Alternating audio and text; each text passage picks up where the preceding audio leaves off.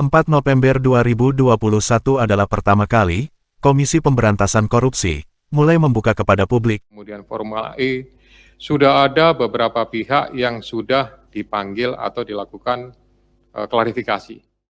Berbagai pendapat para ahli hukum pun bermunculan terkait dengan kasus Formula E tersebut, mulai dari Guru Besar Ilmu Hukum Universitas Padjadjaran, Profesor Romli Atmasasmita, Guru Besar Fakultas Hukum Universitas Al-Azhar, Profesor Suparji Ahmad, dan ex-pimpinan KPK, Dr. Tony Saud Situmorang.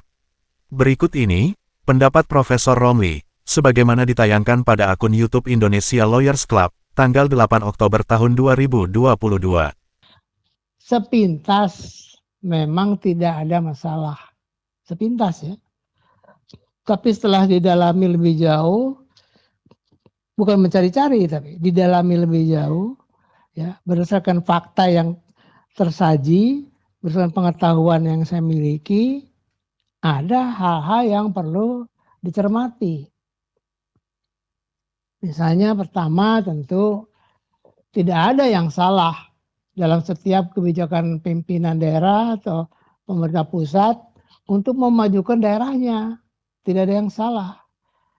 Namun di dalam kronologis itu terbaca oleh saya bahwa ya,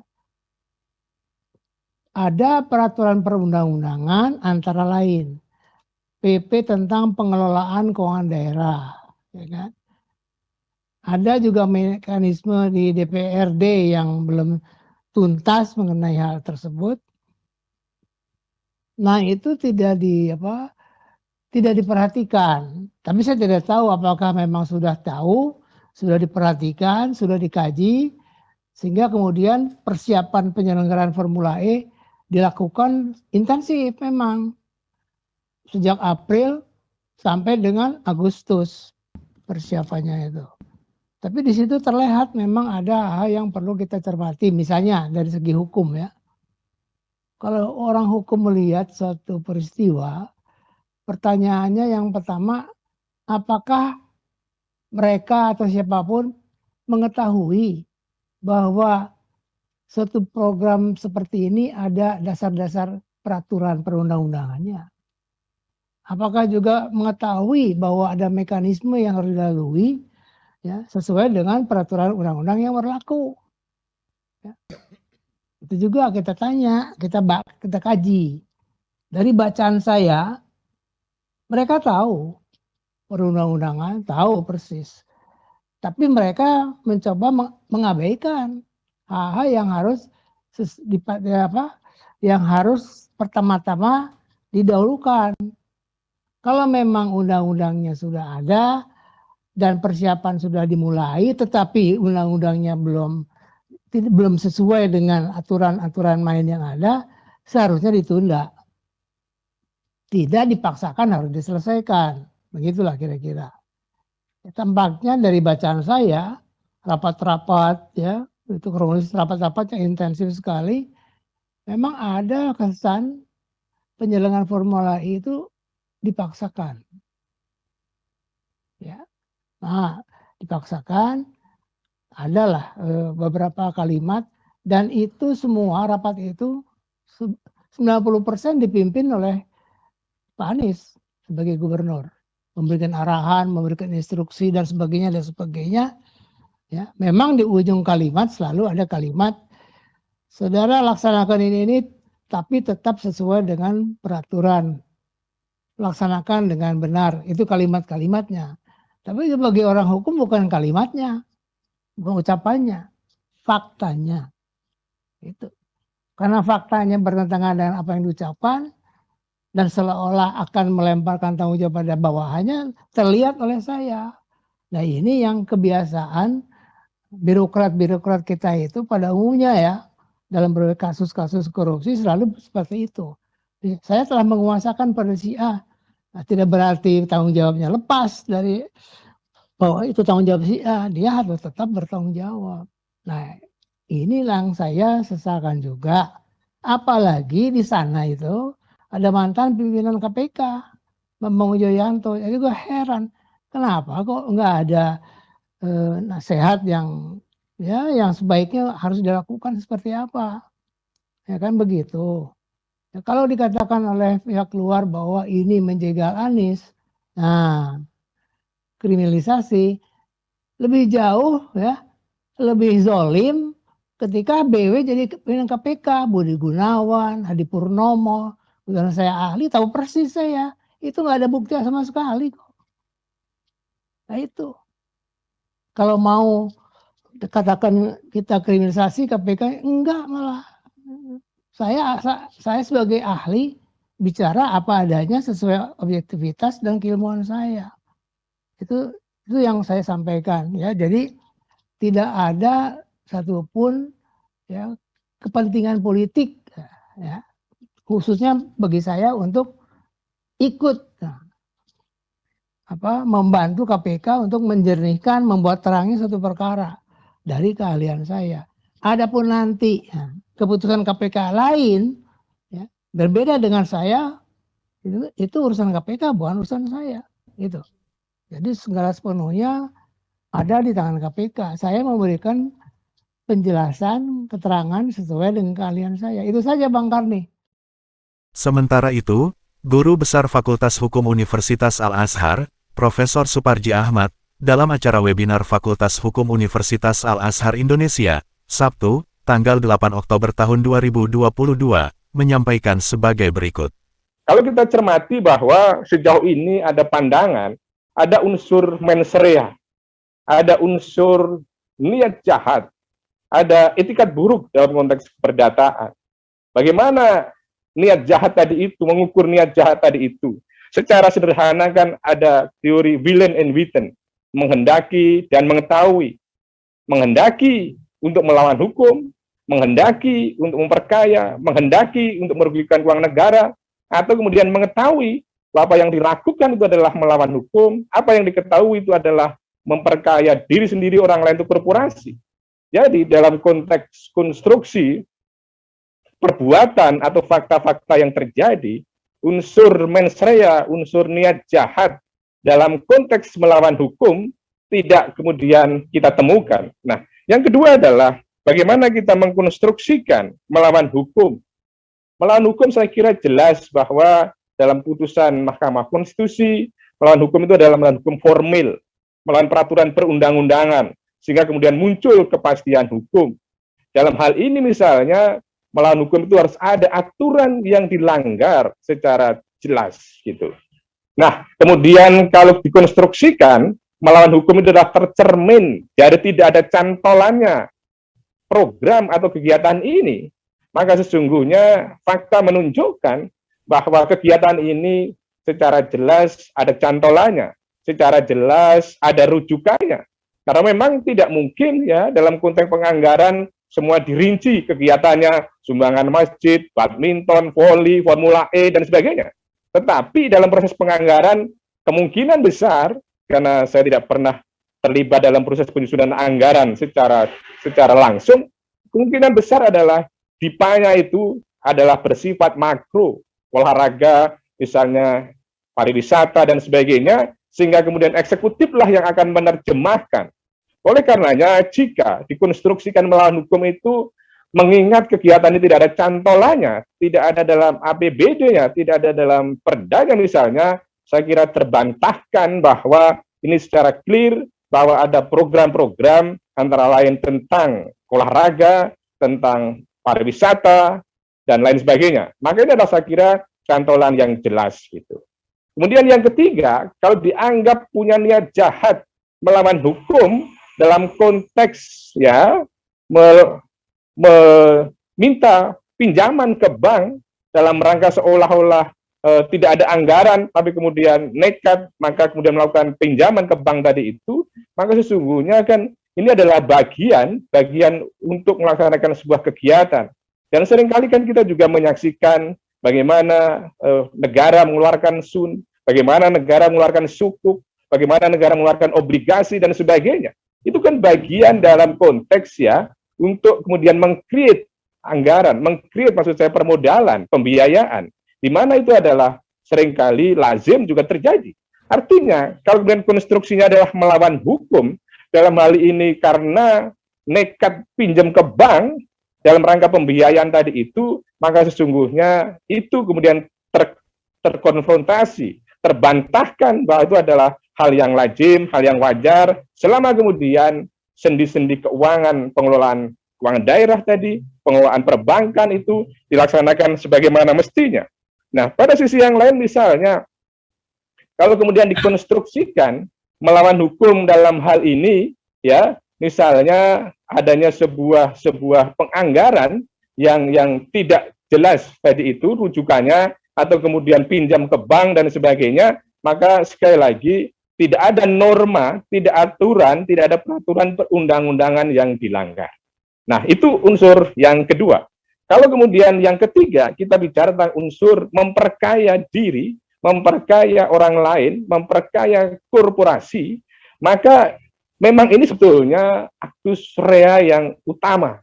Karena korupsi ini kan sebetulnya berangkat dari satu tindakan yang rakus, tindakan yang pengen kaya, ya, pengen kaya untuk dirinya, pengen kaya untuk orang lain atau kemudian korporasinya. Jadi ini adalah satu delik intinya, yaitu memperkaya. Kemudian melawan hukum adalah caranya. Kemudian kerugian negara itu adalah akibatnya.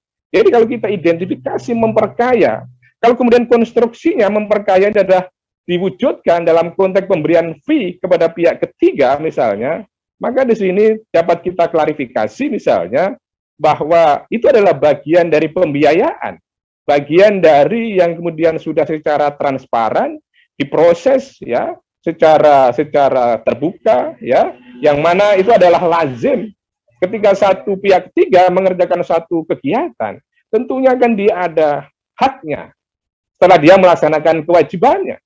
Yang salah di mana? Kemudian ketika seseorang sudah melaksanakan kewajiban, kemudian mendapatkan haknya. Bekerja di suatu, misalnya konsultan jasa, kita misalnya menyusun rancangan akademis, menyusun RPP dan sebagainya. Kita pihak ketiga sebagai pihak PT misalnya, kan ada hak dan kewajiban yang kita laksanakan, dan ketika hak kita laksanakan, maka kemudian kewajiban kita laksanakan, maka kita mendapat haknya. Jadi kalau kemudian kita konstruksikan bahwa memperkaya itu karena memberikan fee kepada pihak lain tadi itu pada tuan haknya, tentunya kan bukan sesuatu yang bisa disalahkan. Nah, pada sisi yang lain juga, ketika memang ya dianggap memperkaya, toh kemudian yang bersangkutan kan tidak menerima kickback, saya pinjam istilahnya Bang Saud tadi itu. Ada nggak kemudian misalnya gubernuran atau penyelenggara di pemerintahan Provinsi DKI menerima bagian istilahnya seperti itu? Setelah dikirim ke misalnya penyelenggara ya Formula E tadi itu, terus kemudian balik gitu. Maka kalau itu tidak terjadi, maka kan berarti juga tidak terpenuhi tindakan memperkaya tadi itu. Memperkaya diri, memperkaya orang lain, memperkaya korporasi itu, orang lain dan korporasi, konstruksinya tentunya yang bersangkutan juga mendapatkan jatah, mendapatkan bagian, atau mendapatkan kickback. Kalau kemudian tidak ada, maka tentunya tidak bisa kemudian dikonstruksikan memperkaya diri atau orang lain. Nah, kemudian unsur berikutnya adalah merugikan kerugian negara atau mengakibatkan kerugian negara atau kerugian perekonomian nasional. Nah, kerugian ini kan saya kira sudah clear, putusan MK harus bersifat actual loss, bukan potensial loss, harus clear. Nah, kalau kemudian kita menggunakan terminologi adanya total loss, bahwa saya kira sudah tidak ada lagi konstruksi tentang total loss itu. Karena berdasarkan putusan MK, kemudian berdasarkan PP 38 tahun 2016, saya kira bahwa tentang kerugian, ya, tentang kerugian keuangan, ya, misalnya perhitungan keuangan negara itu saya kira sudah clear. Semuanya harus berdasarkan nilai buku, harus berdasarkan nilai yang wajar. Tidak bisa kemudian dikonstruksikan, digeneralisir sedemikian rupa. Sekali lagi, PP 39 di nomor pasal 39 di PP 38 tahun 2016 ya, tentang tata cara tuntutan ganti rugi kerugian negara, daerah terhadap pegawai negeri, bukan pendarat pejabat lain, dia mengatakan penentuan kerugian keuangan negara itu berdasarkan nilai buku atau nilai wajar atas barang yang sejenis Dengan demikian, saya kira tidak bisa kemudian digeneralisir telah terjadinya satu total loss begitu saja. Jadi sekali lagi, berdasarkan Undang-Undang Nomor 1 Tahun 2004 tentang Perbendaan Negara, berdasarkan putusan MK bahwa merugikan keuangan negara itu harus bersifat actual loss, dan PP 38 Tahun 2016 tidak bisa itu dengan total loss, tetapi harus nyata dan pasti. Saya kira ini adalah bagaimana kita mengkonstruksikan makna dari sebuah kerugian yang tadi mungkin kita memaknai sebagai suatu total loss, tetapi sesungguhnya itu adalah sudah kemudian tereduksi dengan putusan MK dan PP ya 38 tahun 2016 like tadi itu, semuanya berdasarkan sebuah kerugian yang nyata, actual loss, harus ada nilai buku, harus berdasarkan harga yang wajar. Nah, berikutnya saudara sekalian, kalau kemudian ya kita melihat konstruksinya, ini dikonstruksikan adalah mining, dikonstruksikan pasal 55 ayat 1 angka 1 KUHP turut serta. Nah, pertanyaannya adalah siapa plagernya, siapa dadernya, siapa plagernya, siapa aktor intelektualnya, siapa yang menyuruh, siapa yang turut serta, ya, siapa yang kemudian ya sebagai pelaku utamanya. Saya kira ini kan harus satu hal yang jelas ketika kita bermaksud memberikan satu opini, mengkonstruksikan ini adalah sebagai sebuah tindak pidana mining atau kemudian turut serta. Jadi, saudara sekalian, berangkat dari perspektif teoritis dan normatif tadi, sekali lagi, apa yang sampaikan adalah bagian batu uji norma yang ada dalam Undang-Undang Tindak Pidana Korupsi. Batu uji kedua adalah teori, dalam konteks teori tentang total loss, teori tentang keuangan negara, tentang teori mens rea, dan sebagainya. Maka, kita lihat pada faktanya bahwa sesungguhnya tidak ada satu persoalan hukum yang kemudian bisa dikonstruksikan memenuhi apa yang disebut dengan unsur-unsur di pasal 2 dan pasal 3. Karena faktanya bahwa perhelatan tadi adalah menguntungkan ya secara finansial. Nah, kalau kemudian perbandingannya menimbulkan kerugian gitu. Nah, apakah semua event-event yang diselenggarakan dalam konteks misalnya olahraga, Asian Games, SEA Games dan sebagainya, apakah kemudian dikonstruksikan memberikan keuntungan secara material, terus kemudian menafikan adanya keuntungan tentang reputasi nasional, tentang kepercayaan publik? Ini adalah sebuah keuntungan yang memberikan nilai yang sangat tinggi ya terhadap sebuah keuntungan tadi itu.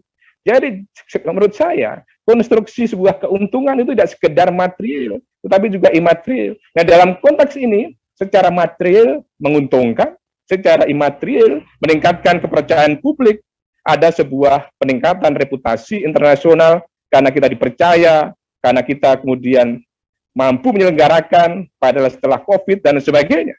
Nah, pada sisi yang lain juga bahwa proses ini dilakukan secara akuntabel. BPK sudah melakukan pemeriksaan sampai 3 kali, kemudian diaudit dan tidak ada indikasi yang kemudian penyimpangan, tidak ada sebuah temuan yang melakukan penyimpangan. Nah, oleh karena itu, Bapak sekalian yang saya hormati, berangkat dari fakta, berangkat dari teori atau norma yang ada, maka bagian penghujung sebagai pengantar diskusi ini kita berharap betul ya terlepas dari kepentingan politik dalam perspektif akademis, kita kembalikan bahwa proses penegakan hukum memberikan nilai keadilan, nilai kepastian, dan nilai kemanfaatan.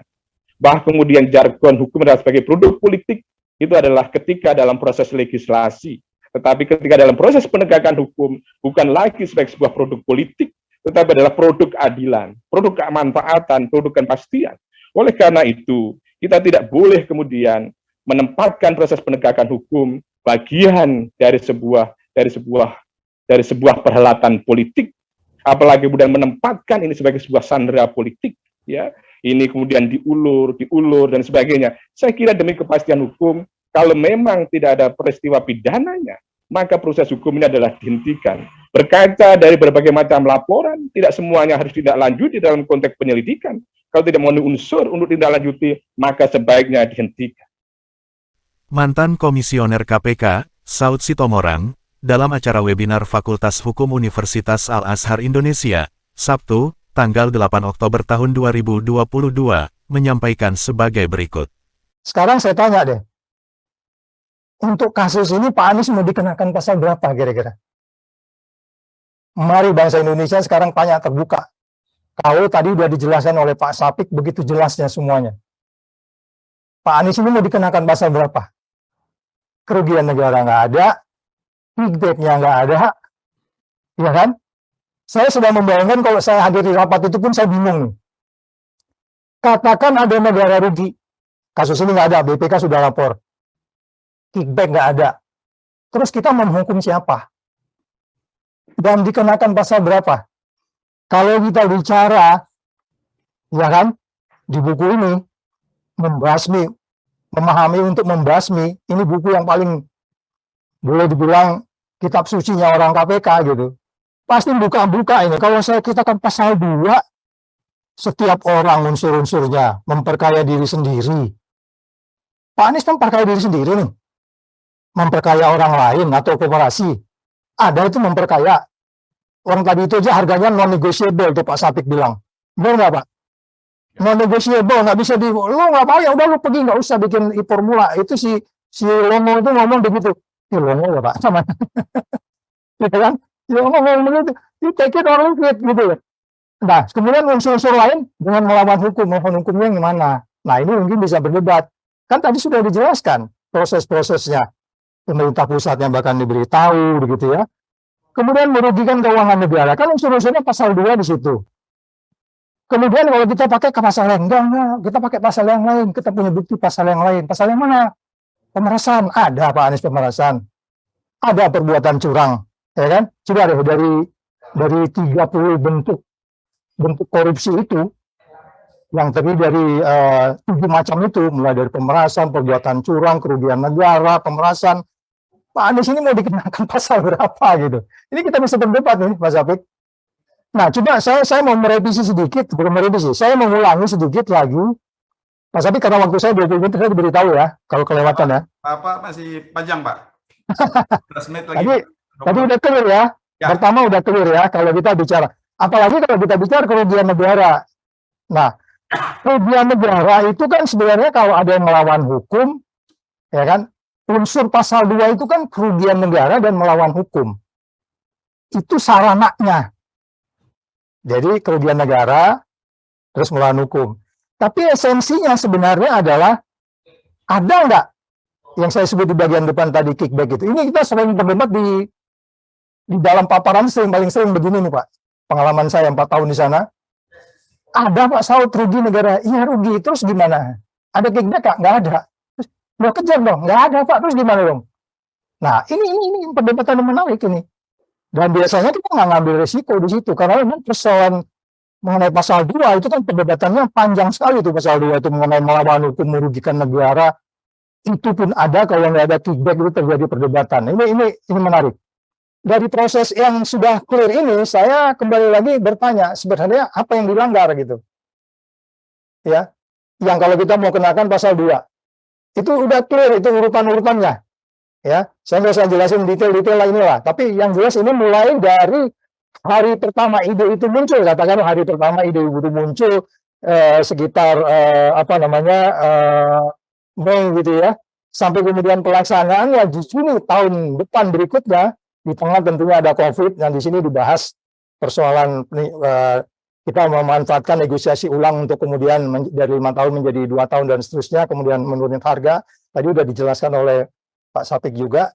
Pertanyaannya kembali lagi adalah, mau kita kenakan pasal berapa ini Pak Anies ini gitu. Saya bingung juga ini Pak.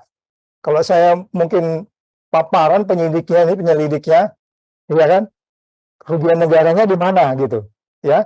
Nah itu yang poin pertama. Yang kedua adalah, nature, yang perlu saya sampaikan poin kedua adalah bahwa nature dari penyelidikan itu adalah sebenarnya operasi intelijen.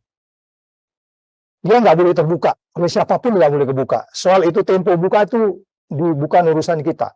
Tapi nature dari penyelidikan itu adalah sesuatu yang tertutup. Karena memang di sana baru mau mencari 2 bukti yang cukup untuk kemudian kita bisa masuk ke penyelidikan. Oleh sebab itu, Dia nature-nya adalah intelijen, nature-nya adalah sesuatu yang tertutup.